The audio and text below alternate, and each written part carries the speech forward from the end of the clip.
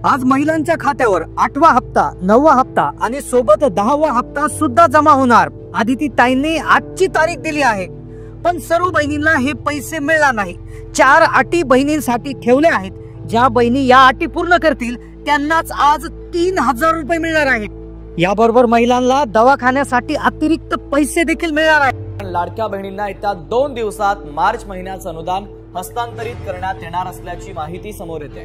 लाडक्या बहिणींच्या खात्यामध्ये फेब्रुवारी महिन्याचे 1500 हे त्या ठिकाणी 2 दिवसातच पोहोचलेले आहेत आणि मार्च महिन्याचे 1500 सुद्धा ते पोहोचवण्याचं काम सुद्धा प्रगतीपथावर आहे। आज 15 जिल्हे आणि 12 मुख्य बँकांमध्ये पैसे वाटप होणार आहे। महिलांना अतिरिक्त रक्कम देण्याची घोषणा झालेली आहे। दवाखान्याच्या खर्चासाठी महिलांना आता हेल्थ कार्ड म्हणून काढलं जाणार आणि पैसे दिले जाणार। पण लाडक्या बहिणींसाठी काही अटी ठेवलेल्या आहेत। ज्या बहिणी या अटी पूर्ण करतील त्यांनाच फेब्रुवारी, मार्च आणि एप्रिलचा हप्ता मिळेल। सर्व महिलांना हा हप्ता मिळणार नाही। फेब्रुवारी, मार्च, एप्रिलच्या हप्त्यासाठी वेगळी यादी तयार करण्यात आलेली आहे।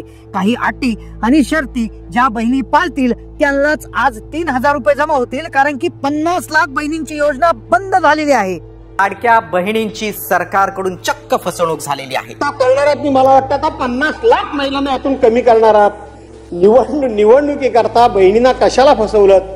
त्यामुळे लाडकी बहीण योजनेच्या लाभार्थ्यांची संख्या आणखी घटण्याची शक्यता वर्तवण्यात येते। अर्थसंकल्पात अजितदादांनी 3600 कोटी रुपये मंजूर केलेले आहेत। 8वा, 9वा आणि 10वा हप्ता आजच मिळणार आहे। फेब्रुवारी, मार्च, एप्रिलचे 3ही हप्ते दिले जाणार आहेत। पुढील महिन्यापासून 2100 रुपये मिळणार आहेत। आम्ही घोषित करू की पुढच्या महिन्यापासून 2100 त्या महिन्यापासून देऊ।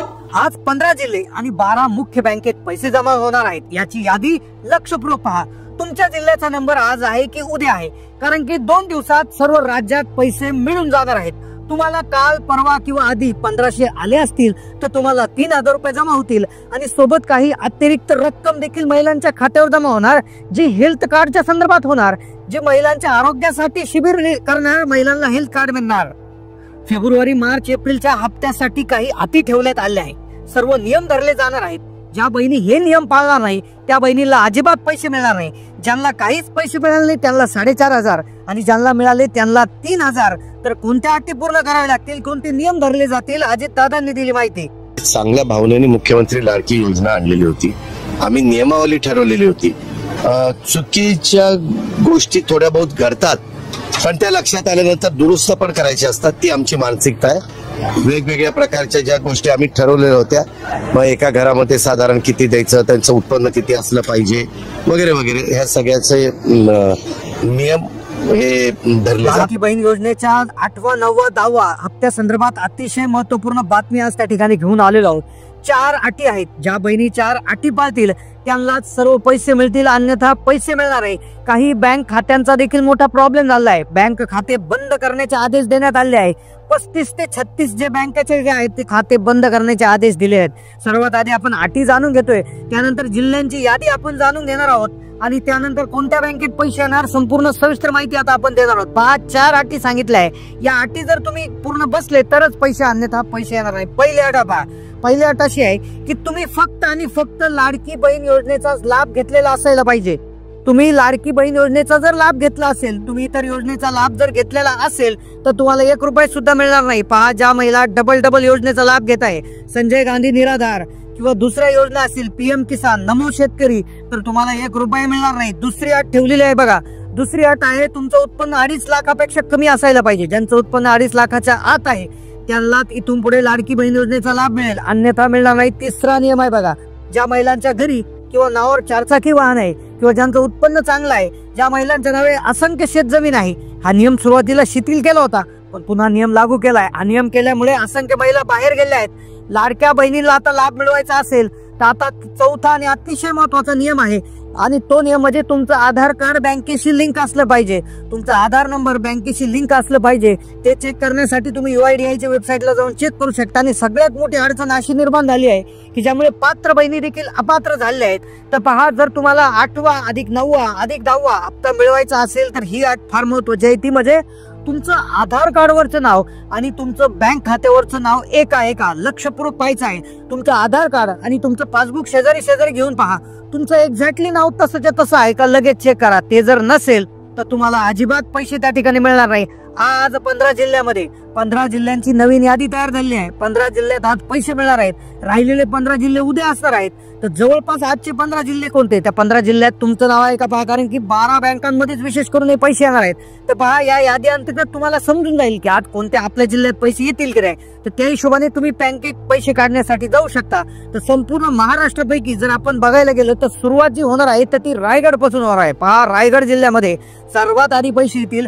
त्यानंतर पुढचा जिल्हा आहे पहा सातारा जिल्हा आहे, त्यामध्ये सोलापूर, त्यानंतर धाराशिव, अहिल्यानगर जिल्हा, पुणे, ठाणे, नाशिक, मुंबई जिल्हा, मुंबई उपनगर. तर अशा पद्धतीनं या जिल्ह्यांमध्ये आज वाटप आहेत. सोबत इकडे जर बघितलं तर छत्रपती संभाजीनगर आहे, तर यामध्ये पैसे वाटप होणार आहे. बीड जिल्हा आहे, यामध्ये देखील पैसे आज येऊ शकतात. या 15 जिल्ह्यामध्ये सुरुवातीला लाडकी बहीण योजनेचे जवळपास 40 ते 50% महिला आहेत त्या वंचित राहिल्या आहेत. या कारणास्तव या जिल्ह्यांमध्ये सर्वात अगोदर वाटप होणार आहे. आता तुम्ही म्हणाल की बाकीच्या जिल्ह्यांचं काय झालं, तर इतर जिल्हे सुद्धा आहेत ज्यामध्ये आता तुमचा जिल्हा असेल तर 50% जवळपास जिल्हे आज आहे. 50% जे आहे तर 35 ते 36 जिल्ह्यामध्ये पैसे वाटप आहेत. ज्यामध्ये नागपूर, त्यामध्ये वर्धा, भंडारा, त्याचबरोबर चंद्रपूर आहे, गडचिरोली, हिंगोली, नांदेड अशा विभागामध्ये पैसे जे आहे ते उद्या वाटप होणार. आता पहा, 15,000, 3,000 की 4,500 हे हप्ते तुमच्यावर जमा होणार आहेत. यामधील तुमच्या जिल्ह्यामध्ये काही अडचण असेल तर तुम्हाला कमेंट करायची आहे, ते देखील आपण सांगणार आहोत. आता जर इकडे बघितलं आपण तर अकोला,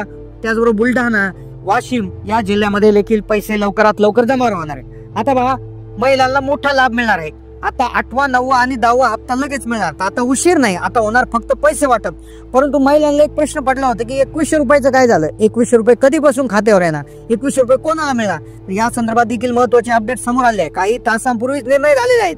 2100 रुपये द्यायचे आहेत, पण ते आता बजेट देखील मंजूर झालं आहे. आता बजेटमध्ये काय झालं, मागच्या वर्षी जवळपास 9 महिन्यासाठी 43,000 कोटींची तरतूद करण्यात आली होती, पण आता वर्षभरासाठी मात्र 3600 कोटी रुपये मंजूर करण्यात आले. म्हणजेच एकंदरीत जर आपण पाहिलं तर 700 कोटी रुपये कमीच मंजूर करण्यात आले आहे. मग यानुसार असं लक्षात आलंय मीडिया रिपोर्टच्या नुसार की डिसेंबर पर्यंत 2.5 कोटी महिला होत्या, त्यानंतर 5 लाख महिला वगळण्यात आल्या, त्या जानेवारीमध्ये झाल्या 2,46,000, 2,46,00,000. मग 2,46,00,000 महिलांना जर 3600 कोटी 1500 रुपयाप्रमाणे जर विचार केला तर ते पैसे बसत नाही. तर 3600 कोटी रुपये हे बसतात फक्त 2 कोटी महिलांना. म्हणजेच याचा अर्थ तुम्ही जर एक हिशोब जर बघितला तरी वर्षभर 2 कोटी महिलांना फक्त पैसे देण्यासाठी सरकारने पैसे मंजूर केले आहेत 3600 कोटी रुपये. मग राहिला प्रश्न 2100 रुपयाचा. तर 2100 रुपयाविषयी जे आहे मुख्यमंत्री देवेंद्र फडणवीस असतील, उपमुख्यमंत्री अजितदादा असतील, तर तेही म्हणाले आहेत की अर्थसंकल्प जो आहे तर तो 5 वर्षासाठी असतो. अर्थसंकल्प 5 वर्षासाठी असतो. तर या वर्षी म्हणजे डिसेंबर पर्यंत तरी तुर्तास 1500 रुपयेच माता भगिनीला मिळणार आहेत. 2100 रुपये कदाचित जानेवारी 2026 पासून मिळण्याची शक्यता वर्तवण्यात आली आहे. पण हे जे 1500 रुपयाप्रमाणे जे मिळणारे हप्ते आहेत तर यामध्ये कुठल्याही प्रकारचा खंड पडणार नाही. हे हप्ते तुम्हाला मिळतच राहणार आहे. आता त्याचबरोबर जर लाडक्या बहिणीला अजूनही काही योजनांचे पैसे मिळणार आहेत, लक्षपूर्वक बघायचं आहे. बँक खात्याच्या संदर्भातला एक नियम आहे बघा. आता काही सर्वच बँकांमध्ये पैसे येतील, त्यामध्ये काही वाद नाही, पण 3 महत्वपूर्ण बँका अशा आहेत की ज्यामध्ये लवकरात लवकर पैसे जमा होतात. यामधील सर्वात पहिली जी बँक आहे ती इंडिया पोस्ट पेमेंट बँक, म्हणजे पोस्टाची बँक, जी पोस्ट बँक आहे. यामध्ये सगळ्यात आधी जो लाभ आहे तो माता भगिनीला मिळत असतो. पोस्ट खात्याचं आधार लिंकिंग हे आपोआप होत असतं, म्हणजे खातं ओपन केल्यानंतर तात्काळ आधार लिंकिंग काही तासामध्येच होत असतं. बाकीच्या बँकांना आधार लिंकिंगच्या प्रक्रियेला वेळ लागत असतो. त्यामुळे पोस्ट पेमेंट बँकमध्ये, इंडियाची पोस्ट पेमेंट बँक आहे पोस्टाची, तर ज्यामध्ये तुमचं खातं असेल तर कमेंट करा. फक्त पोस्ट बँकेचा एक प्रॉब्लेम नेहमी येत असतो की मेसेजेस लेट येत असतात. तर मेसेज लेट येत असतील तर तुम्ही पोस्ट ऑफिसचे जे पुस्तक आहे किंवा तुमचं जे कार्ड आहे ते कार्डच्या पाठीमागे एक मिस कॉल बँकिंग नंबर दिलेला आहे, तर त्या नंबरला कॉल करून तुम्ही मिस कॉल लिहून तुम्ही तुमचा बॅलन्स जो आहे तो चेक करू शकता. दुसरं खातं आहे स्टेट बँकेचं, SBI. जर SBI मध्ये तुमचं खातं असेल तर ही देखील जी केंद्र शासनाची जी आहे बँक आहे, ज्यामध्ये केंद्र शासनाची पार्टनरशिप किंवा भागीदारी खूप जास्त असल्यामुळे यामध्ये देखील सर्वात लवकर पैसे येत असतात. तिसरी बँक आहे पहा, महाराष्ट्र ग्रामीण बँक किंवा बँक ऑफ महाराष्ट्र. तर या बँकेमध्ये देखील लवकरात लवकर पैसे येत आहेत. पण या व्यतिरिक्त काही सहकारी बँक आहेत किंवा काही ज्या जिल्हा बँक आहेत किंवा काही पतसंस्था आहेत, तर यामध्ये नेमकं जे पैसे येण्यामध्ये खूप प्रॉब्लेम येत असतो. तर त्यामुळे तुमचे जर खाते पतसंस्थेत असतील किंवा जिल्हा ग्रामीण बँकेत असतील आणि त्या बँकांना स्वतःचा IFSC कोड नसेल तर तुम्ही तुमचं खातं जे आहे तर ते तुम्ही दुसऱ्या बँकेमध्ये करून घेतलं पाहिजे. शक्यतो पोस्ट खात्यामध्ये जर तुम्ही खातं उघडलं तर लवकरात लवकर तुम्हाला पैसे त्या ठिकाणी येत असतात. तर नक्कीच तुम्हाला आज पैसे जमा होतील. किती पैसे आतापर्यंत जमा झाले आणि कोणत्या जिल्ह्यातून तुम्ही हा व्हिडिओ पाहतात नक्की कमेंट करायला विसरू नका. धन्यवाद.